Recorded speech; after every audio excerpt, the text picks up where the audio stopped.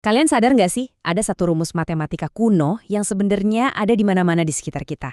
Serius, dari layar yang lagi kalian liatin sekarang, sampai gedung-gedung pencakar langit yang tinggi itu. Oke, siap? Yuk kita bedah bareng-bareng formula rahasia yang diam-diam ngebentuk dunia modern kita. Oke, pertanyaan pertama. Siapa sih yang nemuin teorema Pitagoras? Kedengarannya kayak soal ujian SD ya kan? Jawabannya kayaknya udah jelas banget. Atau jangan-jangan nggak sejelas itu? Coba deh, pikirin dulu sebentar. Jawabannya ternyata bukan Pitagoras. Loh kok bisa? Percaya atau enggak, ini tuh salah satu mitos matematika paling terkenal yang bakal kita bongkar habis hari ini. Jadi pertanyaannya kan gimana ceritanya seorang filsuf Yunani bisa dapat semua kredit untuk sebuah ide yang ternyata udah ada ribuan tahun sebelum dia lahir. Nah, yuk kita telusuri jejak sejarahnya. Jadi gini, jauh banget sebelum Pitagoras lahir, peradaban kuno kayak Babilonia dan Mesir itu udah pakai prinsip ini loh buat bangun-bangun dan ngukur tanah. Bahkan ada tablet kuno dari Babilonia yang isinya tuh daftar kombinasi angka yang sekarang kita kenal sebagai triple Pitagoras. Idenya udah ada di sana. Nah, baru ribuan tahun kemudian muncullah Pitagoras. Dia nggak menemukan idenya, tapi dia melakukan sesuatu yang krusial banget. Dia jadi orang pertama yang ngasih bukti formal dan sistematis, terus dia mempopulerkannya di Yunani kuno. Jadi bisa dibilang peran dia itu lebih kayak seorang penjelas ulung di zamannya. Dia bukan penemu aslinya, tapi dialah yang membuktikan, merumuskan, dan mempopulerkannya ke seluruh peradaban Yunani. Makanya namanya jadi abadi dan nempel terus sama teorema ini. Oke, sejarahnya udah kebayang ya. Sekarang waktunya kita pecahin kodenya. Sebenarnya, apa sih isi teorema Pitagoras itu? Gampangnya gini deh.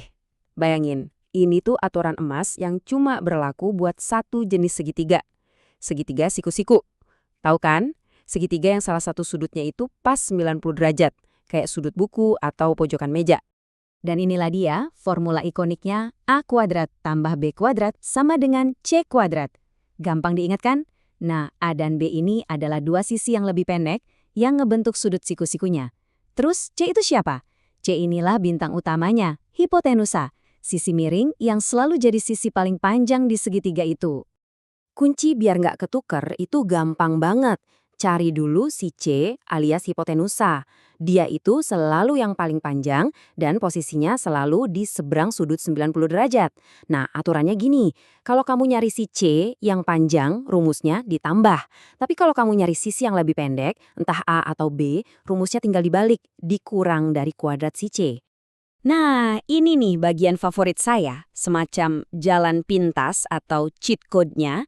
Ada beberapa pasang angka, kita sebutnya triple Pitagoras, yang emang udah jodohnya gitu, selalu pas sama rumus ini.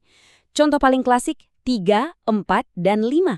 Jadi, kalau kalian nemu segitiga siku-siku yang sisinya 3 dan 4, udah deh nggak usah ngitung lagi. Sisi miringnya itu pasti 5. Trik ini benar-benar hemat waktu. Oke, teorinya udah dapat, tapi buat apa sih ini di dunia nyata? Kalian bakal kaget deh seberapa sering rumus kuno ini dipakai di sekitar kita setiap hari.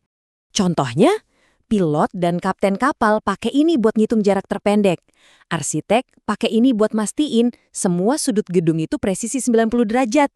Oh, dan coba deh lihat layar HP atau TV kalian sekarang. Waktu ada yang bilang layarnya 60 inci, yang mereka ukur itu sebenarnya panjang diagonalnya dari ujung ke ujung. Itu pakai prinsip Pitagoras. Dan ini contoh paling kerennya sih menurut saya. Udah dari ratusan tahun lalu, tukang kayu itu punya trik jenius. Mereka cukup ngukur 3 meter ke satu arah, 4 meter ke arah lain, terus mereka ukur jarak diagonal di antara dua titik itu. Kalau jaraknya pas 5 meter, bam! Mereka tahu sudutnya udah pasti sempurna 90 derajat. Nggak perlu alat canggih, simple tapi efektif banget. Nah, pertanyaannya, kalau rumusnya sesimpel dan sepenting ini, kenapa ya kok masih banyak banget pelajar yang ngerasa kesulitan? Yuk kita coba lihat data di baliknya. Jadi, ada sebuah penelitian nih dari jurnal SMP Negeri 2 Langowan. Dan mereka nemuin biang keroknya soal cerita. Hayo ngaku, siapa yang dulu pusing juga kalau soalnya udah dibikin cerita? Ketika angka-angka dibungkus dalam sebuah narasi, entah kenapa jadi jauh lebih susah buat nerjemahinnya ke rumus matematika.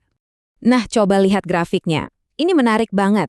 Grafik ini nunjukin 3 jebakan utama buat para siswa.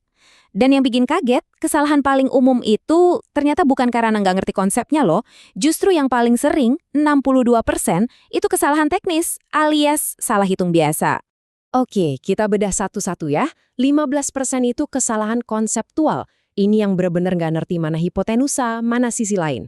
Terus 42% itu kesalahan prosedural. Bingung kapan harus nambah, kapan harus ngurang.